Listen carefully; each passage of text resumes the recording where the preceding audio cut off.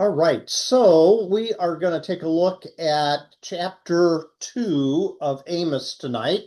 But before we get there, I want to take a look at the question that Bud raised for us last week on the idea of an oracle. Now, before I get to that few slides, we're using this outline here and we last week looked at this first line of the oracles against Aram, Philistia, Phoenicia, Edom, and Ammon.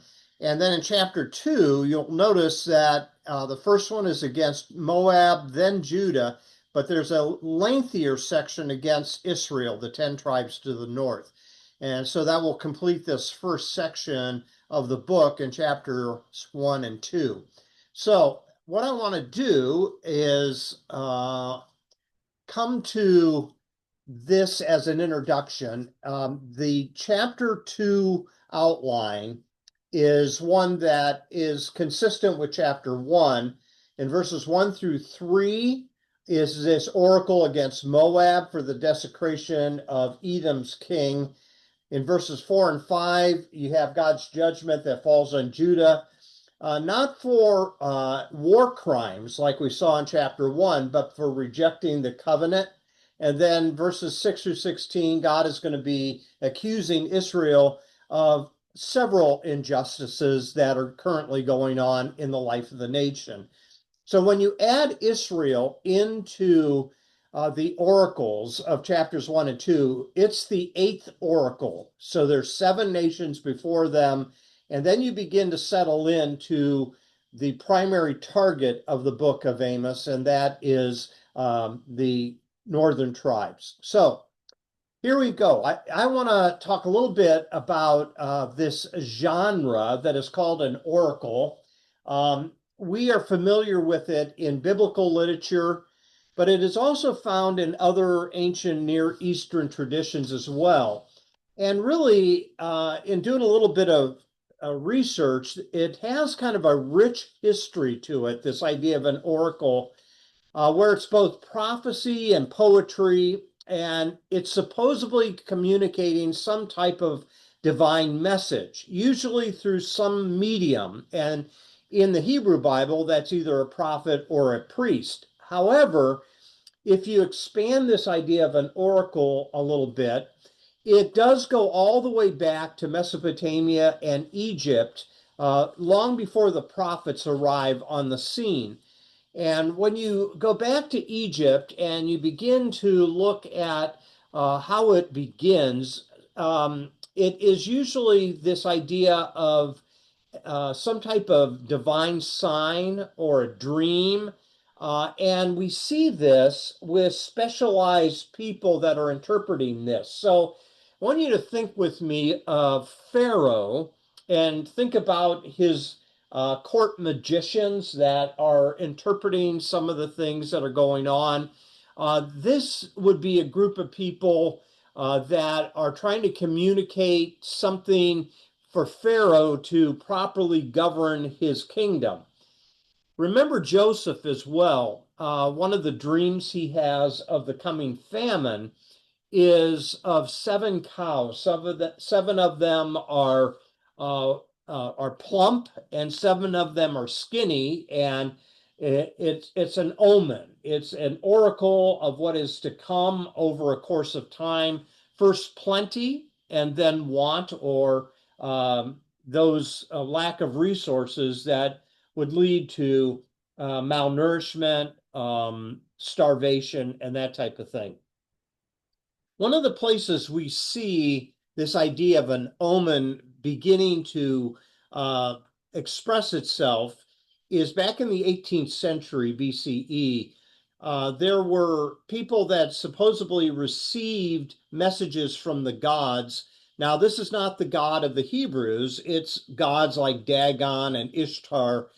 And there was a discovery called the Mari letters. And you might say, what is a Mari? Well, it seems to be a major city in what is now modern Syria. And these letters carried out communications. They were kind of like royal correspondence, but also included in it was this idea of the record of these prophets that received messages from their gods and communicated them. Likewise, in the Egyptian Empire, there were dream interpretations that often became kind of standardized messages from the deities. So when we studied way back the book of Exodus on our midweek study, we talked a little bit about the plagues attacking many of the deities that the Egyptians worshiped. There would be those that would receive messages that they would give to the Pharaoh that would then in turn allow them to make better decisions. And of course, that's what role Joseph is playing in the book of Genesis. Then we find it appearing in the Hebrew Bible. And this stretches out over a course of time from 1200 to 400 BCE.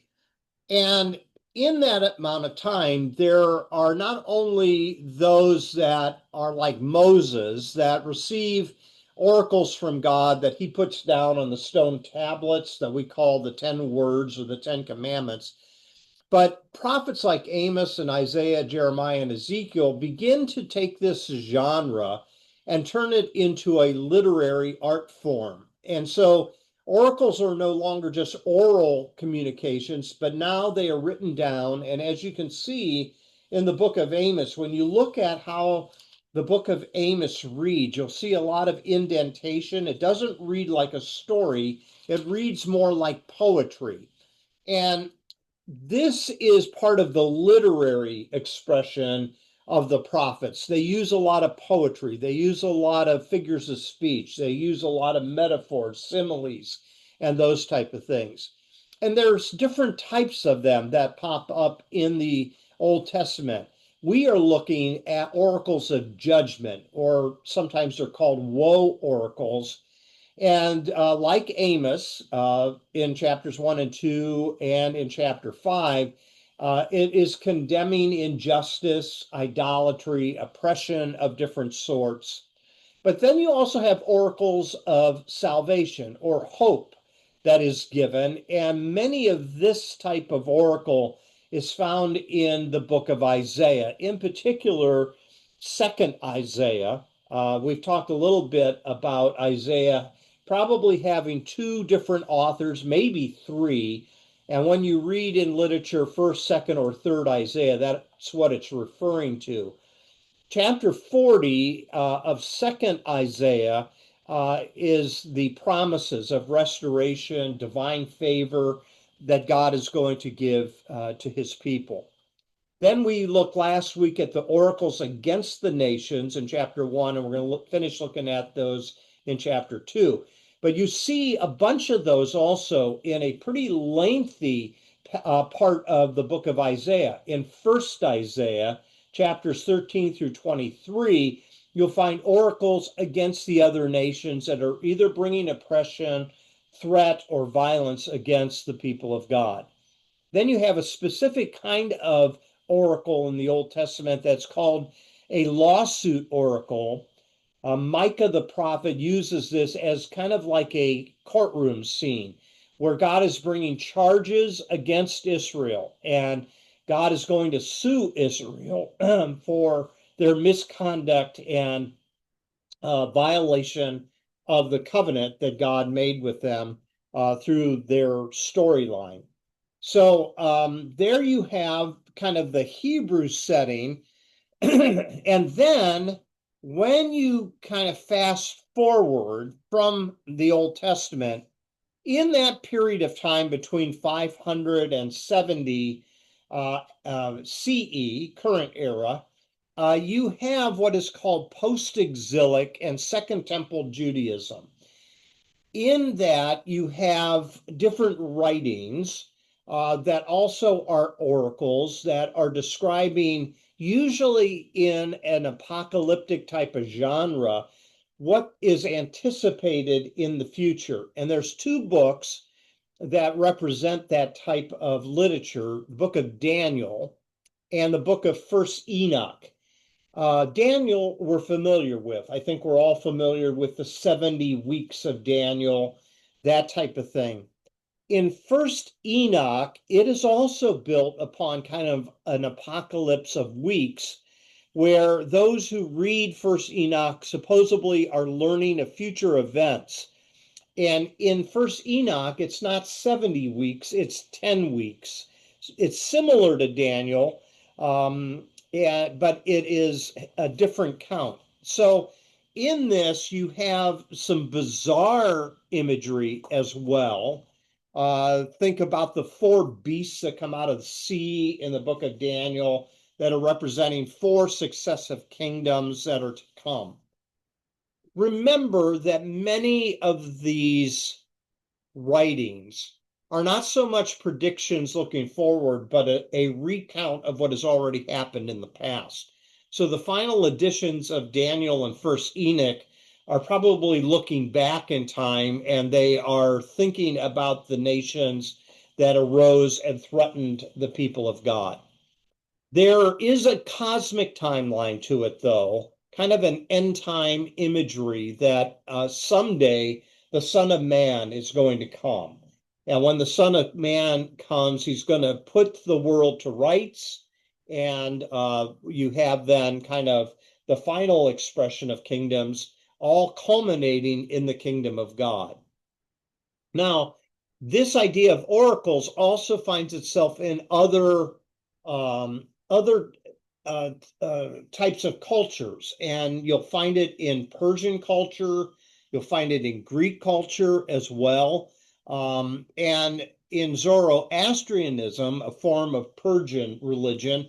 It kind of broadens the scope of prophecy toward an eschatology, expecting an end time scenario.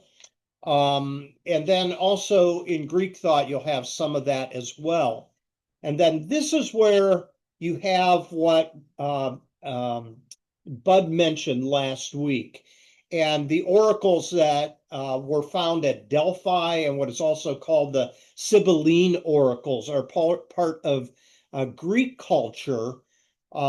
In Greece, there were the Oracle of Delphi that became very famous because supposedly there was a priestess by the name of Pythia that delivered riddles, but they were divine messages that she received in some type of ecstatic trance. And they believed that there was some type of vapor that was burned, and she inhaled that. You can see here in the subpoints here that she was an individual that was chosen by the local population to kind of enter this ritual.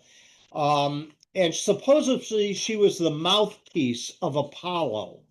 And as she sat in front of a tripod with a fire burning, there were these vapors that researchers think possibly was some type of gas that was burned. And the vapors, as they rose, were inhaled.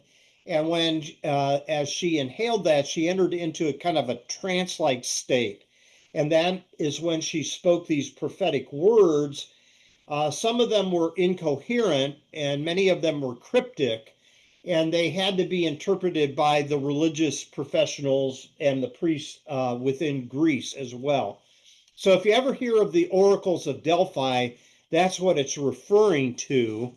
And then there's a kind of a kissing cousin to that that was kind of adapted later by Jews and Christians as well. This time in the Greco-Roman culture, not just in the Hellenistic culture. And they are called the Sibylline oracles. And it's a collection of different types of utterances that was adapted. And this is what's kind of in kinship with the Oracle of Delphi. They were writings that were attributed to Sibyllus, who was supposedly this legendary female seer in the Greco-Roman world that offered utterances of what is to come. Some researchers said things like this, that the Sibyl, with frenzied mouth uttering things not to be laughed at, unadorned and unperfumed, yet reaches to 1,000 years with her voice by the aid of God. So it's this idea of looking ahead and seeing what is to come. Now, all of this has a mix in Jewish, Christian, and pagan traditions in their own unique way. And what we find is it moves often later in time as well into other nations. Later, there was Christian prophecy that was found sometimes in monastic movements. And one lady that was very famous for this was Hildegard of Bingen. And she was called the Sibyl of the Rhine River. And she lived between 1098 and 1179 AD. And she was kind of considered to be the founder of the scientific natural history of Germany, which is interesting. Um, so these writings and visions were treated as oracles of divine revelation given by God through this woman. But you can see the connection going all the way back to these women that seem to have the ability to proclaim something, not only women, men as well. And of course, that is applied to the Prophet Muhammad. And in Islamic tradition, the Quran itself is kind of an oracle in its nature. It's rhythmic, it's revelatory, and it's attributed to Allah through the Prophet Muhammad. So I think that kind of gives you a better or well-rounded, you might say, understanding of when you hear the word oracle, it's not just in the Hebrew scriptures, it's also something that applies to other traditions as well. So hopefully that helps. And I don't know if you have any thoughts at this point. Is there any questions that might be popping up in your head that I don't know if I'll be able to answer them or not. I mean, I'm no authority on this, but it was fascinating looking this information up. Is there any thoughts, comments that you have? Okay.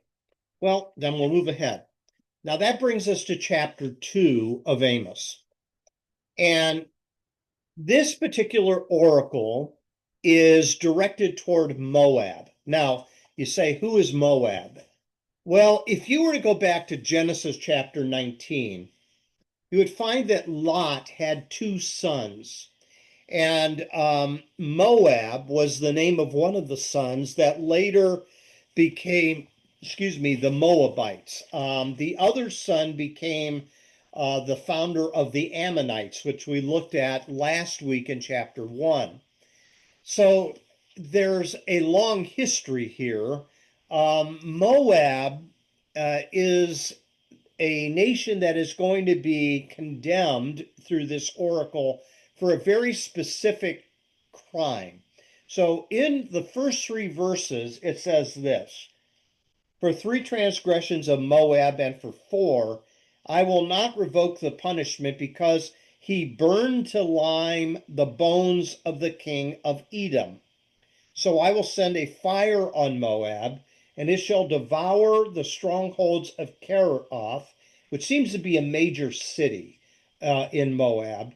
And Moab shall die amid uproar, amid shouting, and the shout of the trumpet, which is another military battle idea. And I will cut off the ruler from its midst, and will kill all of its officials with him. Now, this is a crime that does not involve Israel or Judah by external empires. This one is directed toward Edom. And the crime is not really easily detected historically. The closest that we can come to is in Second Kings, we find in chapter 3 a story, and I'm going to go back there. You can just listen if you like, or if you want to go back to Second Kings. This story seems to have some similarity, and it possibly could be the reference point um, that is being referred to here. So in 2 Kings, there is a war that is going on with Moab, and Moab is in a battle with three other empires. And so it begins like this in chapter 3, verse 1. In the 18th year of King Jehoshaphat of Judah, Jehoram, the son of Ahab, became king over Israel and Samaria, and he reigned 12 years. He did what was evil in the sight of the Lord, though not like his father and mother, for he removed the pillar of Baal that his father had made. Nevertheless, he clung to the sin of Jeroboam, the son of Nebat, which he caused Israel to commit. He did not depart from it. Now, King Mesha of Moab was a sheep breeder. Okay, we mentioned this in week 1, that this is that unique word that is applied to Amos and to King Mesha of Moab. Same vocation. But he did something else. He was like Amos. He used to deliver to the king of Israel certain things, resources, commentary, but resources primarily. And this is exaggeration. Okay, he used to deliver to the king of Israel 100,000 lambs. Okay, that's virtually impossible. Okay, but again, you have exaggeration all through the biblical text, and the wool of 100,000 lambs. So 100,000 lambs and 100,000 rams, 200,000 livestock. This is not that big of territory in Moab. If I went back to this map here, you can see this territory down here just east of the Dead Sea is Moab. You can see it's not that big. So what is being referred to in 2 Kings here is probably something that's an exaggeration that is very common when you think about how you're trying to elevate the importance of your own people and so forth. Verse 5, though, says, But when Ahab died, the king of Moab rebelled against the king of Israel. So Moab is rebelling, and then there's this allegiance that develops. So King Jehoram marched out of Samaria at that time and mustered all Israel. And as he went, he sent word to King Jehoshaphat of Judah, and the king of Moab has rebelled against me. Will you go with me to battle against Moab? So there's this coalition that develops that's going to fight against the king of Moab. Now, it's a lengthy text, so I'm going to jump down a few verses. And it says in verse 9, So the king of Israel, the king of Judah, and the king of Edom set out. So that's the coalition. The king of Israel, Judah, and Edom is marching out against Moab. And then you go down to verse 10, and it says, Then the king of Israel said, Alas, the Lord has summoned us, 3 kings, only to be handed over to Moab. But Jehoshaphat said, Is there no prophet of the Lord here, through whom we may inquire of the Lord? So they're looking for an oracle assuring them of victory in this battle. Then you jump down to verse 21 of this chapter. Now, when all the Moabites heard that the kings had come up to fight against them, all who were able to put on armor, from the youngest to the oldest, were called out and were drawn up at the frontier. And when they rose early in the morning and the sun shone upon the water, the Moabites saw the water opposite them as red as blood. So this is quite a text here, isn't it? A lot of different imagery that's going on here. They said, This is blood. The kings must have fought together and killed one another. Now then, Moab to the spoil. But when they came to the camp of Israel, the Israelites rose up and attacked the Moabites, who fled before them, and they entered Moab, and they continued the attack. The cities they overturned, and on every good piece of land everyone threw a stone until it was covered. Every spring of water they stopped up, and every good tree they felled. Only at Keresheth did the stone walls remain until the slingers surrounded and attacked it. And when the king of Moab saw that the battle was going against him, he took with him 700 swordsmen to break through.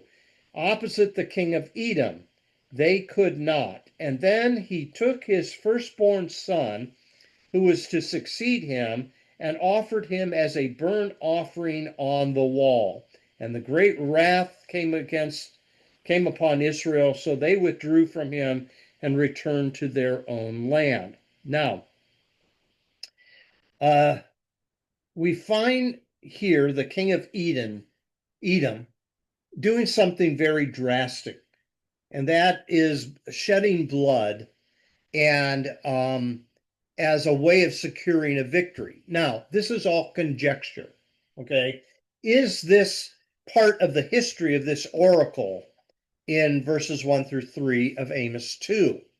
Now, if you read it closely, as I read it, it says that he burned to lime the king of Edom. So Moab captures the king of Edom and burns him alive.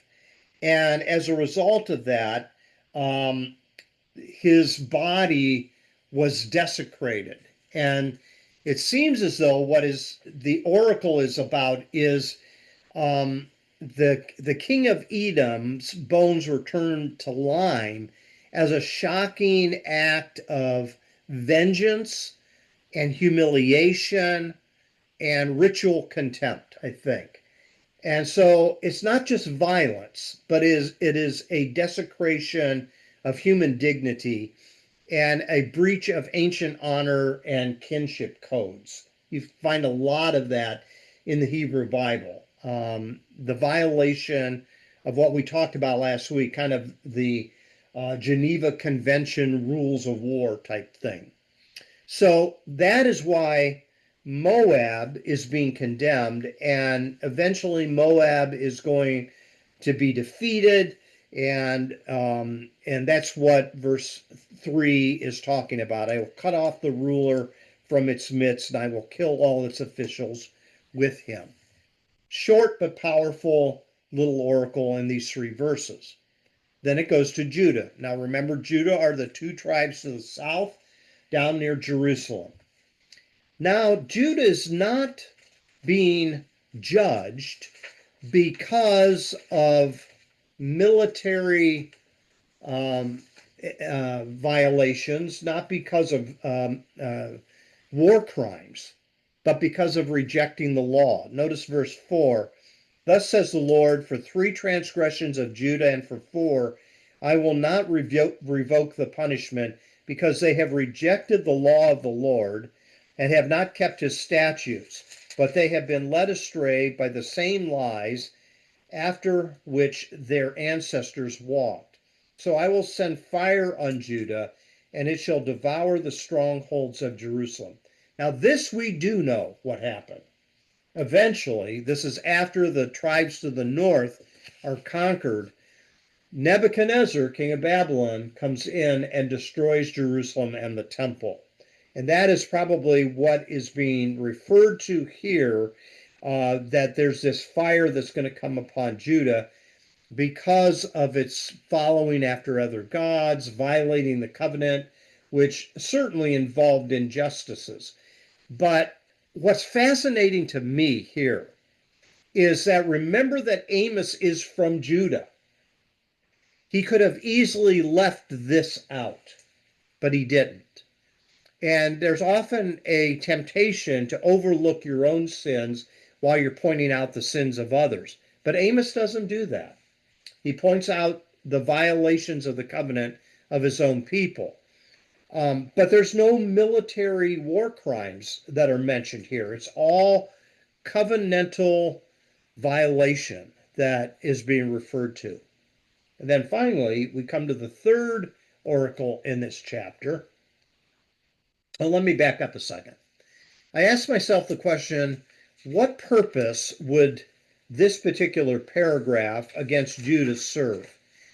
It might be two things. Number one, it might be that even though these people are not guilty of war crimes, there is a violation that they are being held accountable to God for, the violation of the covenant. The second thing it might do is the mention of Judah might kind of let the guard of the Samaritans, or Israel, the 10 tribes to the north, kind of let their guard down a little bit.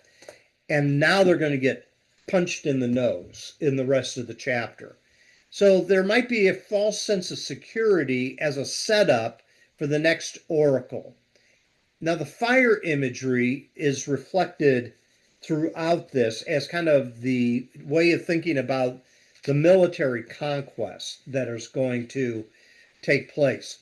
Just an interesting side note, I'm not going to turn to Romans chapter 2, but when the Apostle Paul begins to talk about the sin of the entire world, he switches from the Gentiles to the Jews, and his primary target is as well the law. You were given the law, you were entrusted with the law, yet you didn't keep the law, that type of thing. And Amos is kind of doing the same thing Paul does in Romans chapter 2. All right, let's come to this last oracle here. So in verses 6 through 16, you have a lengthier oracle here. It's the longest one in chapters 1 and 2. And the crime and punishment, that rhythm that we have seen in all of these oracles, is interrupted with a short little mini history of God's kindness towards Israel, the things that he did for Israel. So rather than read this whole thing, I'm going to break this up a little bit, paragraph by paragraph, here as a way of getting to the big point. So the first thing that we see here is the condemnation of certain systemic sins. Now, this is left last as sort of like a rhetorical climax. This is kind of building up to this point. What it's going to talk about here is some of the economic injustices that are being leveled against the poor. So take a look at verse 6. It says, again, it starts out with the same literary device. For 3 transgressions of Israel, and for 4, I will not revoke the punishment, because they sell the righteous for silver and the needy for a pair of sandals. Okay? They who trample the head of the poor into the dust of the earth. So the first thing that is being mentioned here is the way the powerful are using the powerless. And there are 2 things that are mentioned: selling the righteous for silver and trampling the head of the poor. So the first one is judicial bribery. The second one is probably class-based oppression.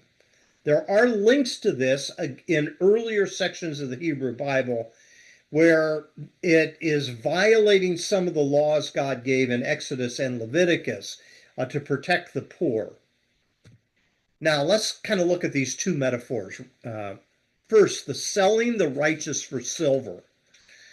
This seems to be corrupt judges that are willing to accept bribes to convict innocent people.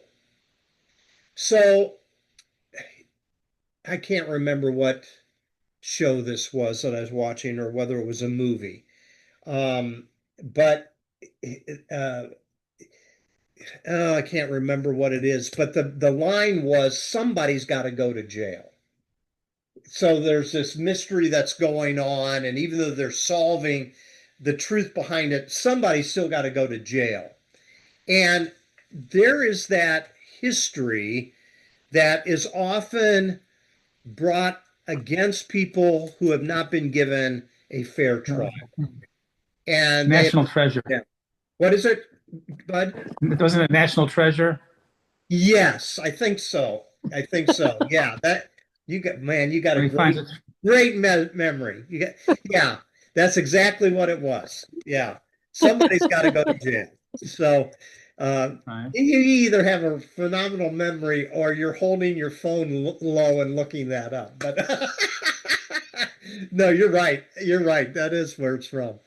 Um, the so it's this idea that sometimes people are set up, and they're set up to take the fall.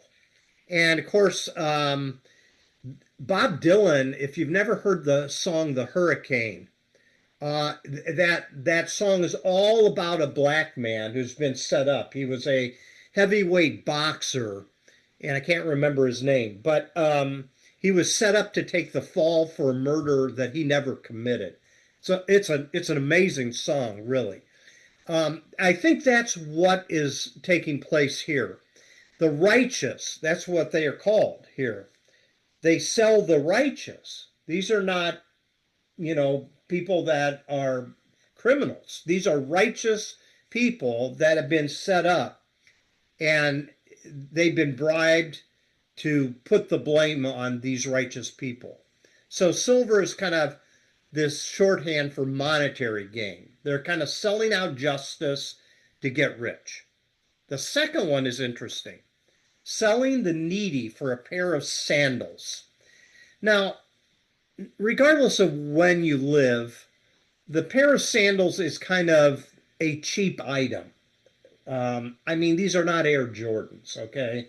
This is the idea that this is a relatively cheap item, and it's emphasizing how trivial the amount is for which the poor can be sold or wronged. So evidently, these people are in debtors' prison to someone. And this individual is willing to sell them off as a slave to someone else for a pair of sandals, for pennies on the dollar type thing. So this isn't like a slave that has a lot of potential and strength and goes for a high amount. We'll sell these people off for anything you'll give me for them. So you can see how this is such a slap against the idea of justice, and especially against the covenant as well that you find in Exodus and Leviticus toward the poor. And so in ancient Israel, a poor person um, who couldn't repay even a small loan were often indentured servants. And it is that idea kind of suggesting that human dignity is kind of thrown out the window. It's worthless. Justice is for sale. The poor are expendable. And we still see that even to this day. Certain groups of people, they don't matter. They just don't matter. And they're often sold off. So maybe some modern parallels to that could be things like predatory lending, incarceration for minor infractions. We're seeing a lot of that right now with the deportation of immigrants who are being pulled over for basically traffic violation type things, and then they're arrested and they're being deported. It could be referring to exploitation of low paid workers. It could be evictions over trivial amounts being um, uh, ex, exported out, or you know out of their living quarters and so forth, because they weren't able to make rent or for that month or whatever. Sometimes it could be health care that's denied due to cost. And so there's a lot of parallels possibly that we could draw here. But you can see just by these two verses how aggressive it is when we think about taking advantage of other people. Now, he goes on. So in verses 7 and 8, he moves kind of from this social sin to religious corruption. So look at verses 7 and 8. It says, they who trample the head of the poor into the dust of the earth and push the afflicted out of the way, father and son go into the same girl, so that my holy name is profaned, and they lay themselves down beside every altar, on garments taken in pledge, and in the house of their God they drink wine bought with fines they imposed. Now, what is that talking about? Well, what we see taking place here is some religious corruption. When it says here, father and son go into the same girl, it is probably talking about temple prostitution. These are cultic prostitutes, and they are abused and exploited not only by father but by sons as well. Then it says they lay themselves down beside every altar. Again, some type of temple prostitution that is going on here. But this is an interesting take on garments taken in pledge. Now, this I do want to turn back to a cross reference. In Exodus chapter 22, it is probably referring to someone who's in debt and they give to the person in debt their garment. So when you come to chapter 22, it says here, beginning in verse 25, if you lend money to my people, to the poor among you, you shall not deal with them as a creditor. You shall not exact interest from them. If you take your neighbor's cloak in pawn, you shall restore it before the sun goes down, for it may be your neighbor's only clothing to use as cover, and what else shall that person sleep? And if your neighbor cries out to me, I will listen, for I am compassionate. So here's the idea. I owe you money, and during the day when I don't need my garment, I hand it over to you as collateral for the debt I owe. But Exodus is saying you should return that garment at night because there will be types of weather where they will freeze as they sleep out in the cold. So return to them their garment. And it seems as though this is what's at heart here. A garment taken as a pledge for a debt that is owed. Even though Exodus says don't hold these pledges overnight, often that was not observed. So people would keep the garment. And what Amos is saying is they take that same garment, they go to a pagan temple, they lay that garment down in front of the altar, and that's where they have sex with the temple prostitutes. So you see this very powerful image that is being built by Amos here against the northern tribes. And it says here, they lay themselves down beside every altar on garments taken in pledge, and in the house of their God they drink wine with fines they impose. So they fine people that owe them money. Then they go to the local liquor store, they buy wine, and they get drunk. This reminds me a little bit of the Feast of Belshazzar in Daniel, where they're all drunk, and then God says, I'm holding you responsible. You've been found wanting, and judgment is coming upon you. And so this is kind of a similar thing here. Now we go to the last few verses of this chapter.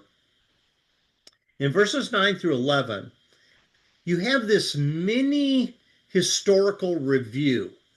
And what it is it's reminding the people of what God has done for them, that God had been faithful to them. And so what are those things? Well, there's several of them listed there. It says here in verse 9, yet I destroyed the Amorite before them, whose height was like the height of cedars, and who was strong as oaks. I destroyed his fruit above and his roots beneath. So God delivered them from the Ammonites. Next, I also brought you up out of the land of Egypt and led you 40 years in the wilderness to possess the land of the Amorite. And so, again, the idea of the Exodus here. Then, verse 11, I raised up some of your children to be prophets, and some of your youth to be Nazarites. Um, is it not indeed so, O people of Israel, says the Lord? This is what I've done for you. I've destroyed the Amorites. I think I did a misspelling there twice on this slide. Ammonites. I brought you up from Egypt. I led you in the wilderness. I gave you the land of the Ammonites. God raised up prophets and Nazarites.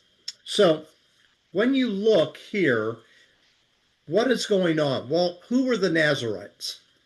Well, the word means set apart or consecrated, and basically you can review the history of this, and it's pretty lengthy, really, in Numbers chapter 6. They take this vow not to drink wine. They take a vow not to have their hair cut. Now, Samson is probably the most famous of the Nazarite. But Samuel was a Nazarite, John the Baptist was a Nazarite, and there were women who took this pledge as well. No wine, no haircuts, and no touching of corpses was their practice as kind of a way of showing their submission to God, showing their allegiance to God, showing their service to God. So the Nazarites were kind of seen as a special group of people, sort of like priests or monks might be in certain traditions today. They're looked at giving their entire devotion to God. And then the other thing that is mentioned, that some of your children were prophets. They've been given an anointing to speak to their people. So when you look at all of this, then you come down to the closing verses, and it says here, I got to finish the Nazarites here, verse 12. But you made the Nazarites drink wine and commanded the prophets, saying, you shall not prophesy.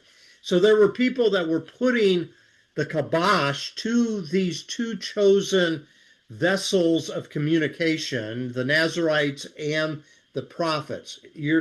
They forced the Nazarites to drink wine. That would have violated their vow. And then they told the prophets to shut up. And of course, Jeremiah is the weeping prophet who was arrested, thrown in a well, a bunch of other things like that were done to the prophets just to get them to shut up. So now the last paragraph is the judgment that's declared. So I will press you down in your place, just as a cart presses down when it's full of sheaves. In other words, a heavy wagon pressing down on the earth when it's loaded up. Flight shall perish from the swift, and the strong shall not retain their strength, nor shall the mighty save their lives. Those who handle the bow shall not stand, and those who are swift of foot shall not save themselves, nor shall those who ride horses save their lives, and those who are stout of heart among the mighty shall flee away naked in that day. This is describing what happens to them when the Assyrians invade and take the nation of Israel. So the overall chapter, really the two chapters, chapters 1 and 2,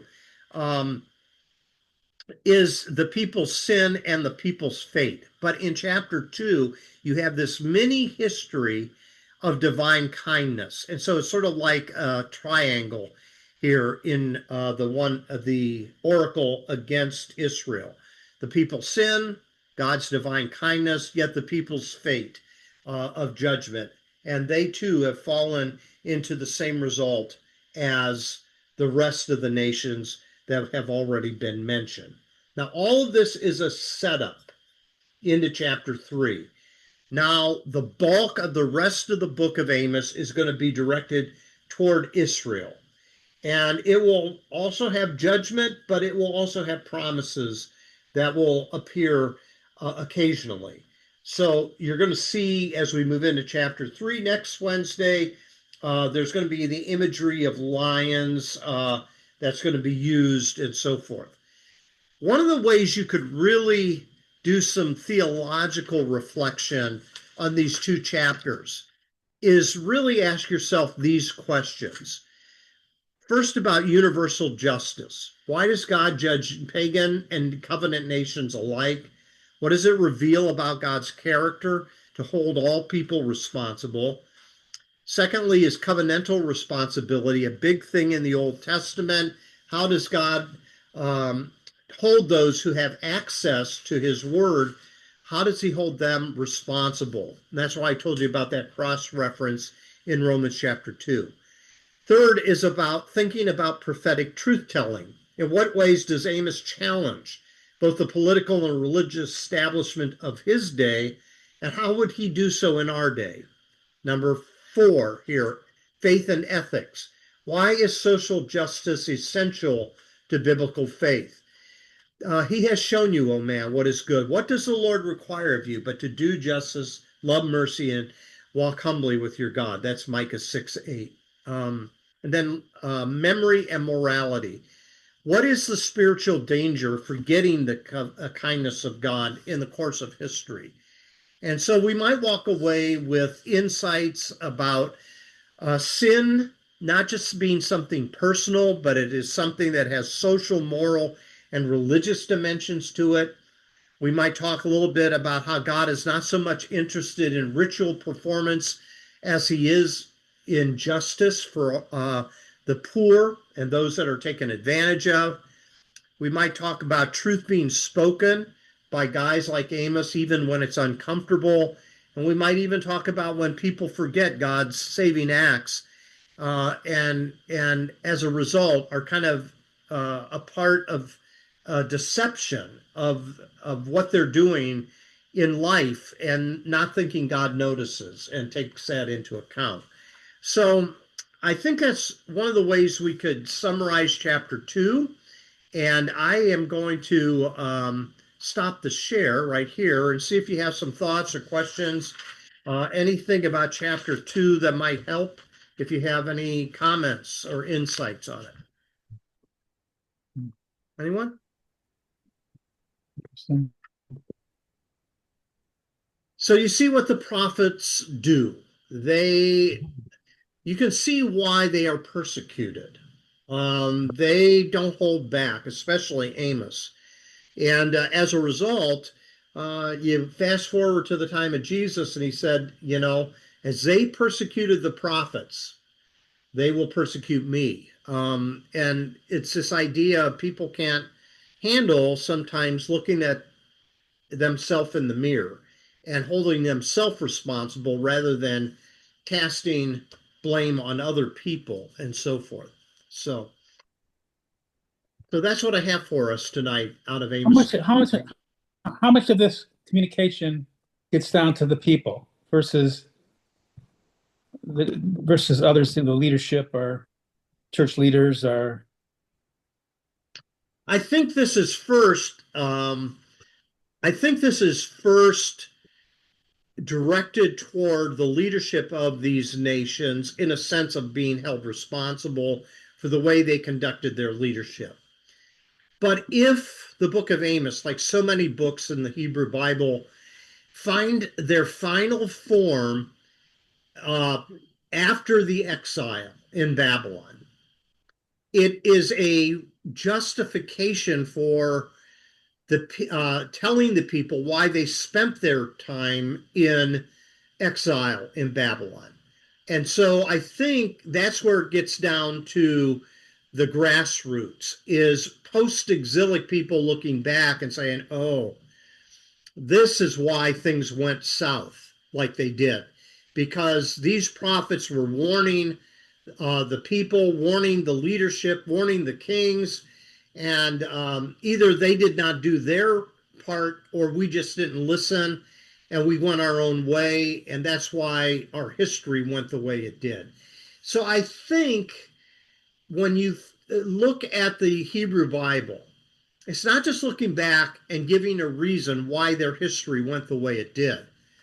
but I think they're looking for promises that they have not been abandoned by God, that they still have a place in His mercy and compassion. And so that's why you have these two things are going on in the prophets at the same time. You have hope and promises as well as condemnation and judgment. But I think that's what's going on. It probably doesn't get down to the grassroots until after the exile. That's my understanding of it. But it is an account that is given and directed toward the court. So many of the prophets were condemning those that were in power. I don't know if that helps or not, but Hmm. so other I mean, it's kind of a thoughts?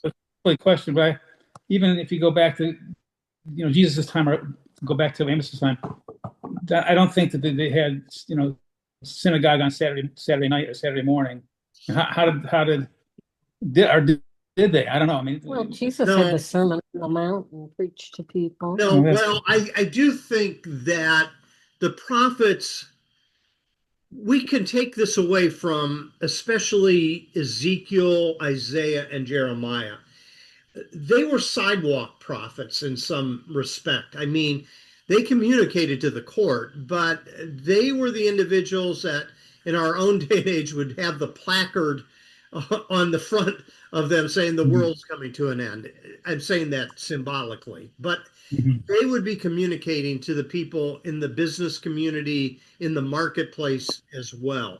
And that's why okay, many of them were shunned or they were driven out or they were arrested or, they experienced a lot of consequences for their techniques. They really did. So um, I think some of that went on where the message did get to the people. Um, mhm, Certainly not as much as when synagogues develop um, after the intertestamental period, and you see the development of synagogues, where each week the scrolls would be opened up and a portion of the Hebrew mhm, scriptures are being read. I don't think they had that during the prophets' days, but later they did, where these scrolls that were preserved would be mhm, opened and read. You think about Luke chapter 4, that's what Jesus did. He found the book of the scroll of Isaiah, and he found the place that he read in the synagogue on that particular Sabbath day. So it was much more common, is what I'm saying, later than earlier. So, all right. Anybody else? Well, What's I what's with that second Isaiah? what's that? Second What's Isaiah. second? Second Isaiah would be chapters 40 and after. So Oh, first okay. Isaiah I'm would be like, where chapters. her? No, well, I understand. We lump Isaiah all together as if it was one author. Scholars have Yeah. long determined that that's highly unlikely. That chapters 1 through 39, called First Isaiah, was written by one author. Chapters 40, maybe all the way to the end, is Second Isaiah. Some scholars think that the very end of Isaiah is another edition, and that chapter break I'd have to look up. I don't remember off the top of my head, but that would be called Third Isaiah. So, Okay. okay, you'll Okay. run across that occasionally. If you read commentaries, you'll come across that type of thing. You probably won't run, Okay. you probably won't run across that listening to Sunday morning preachers, Uh, but in Yeah. commentaries you'll find it. So, Yeah. okay. All right. I just commend you guys. This is tough stuff, but it's interesting stuff to think It about is. all that is there in the scripture, and so I give you thumbs up for hanging in there. So, all right, I'm gonna let you go, and I hope you have a good night, and hope to see you later in the week. Okay, so there. Thanks. Hey, bye. thank Night.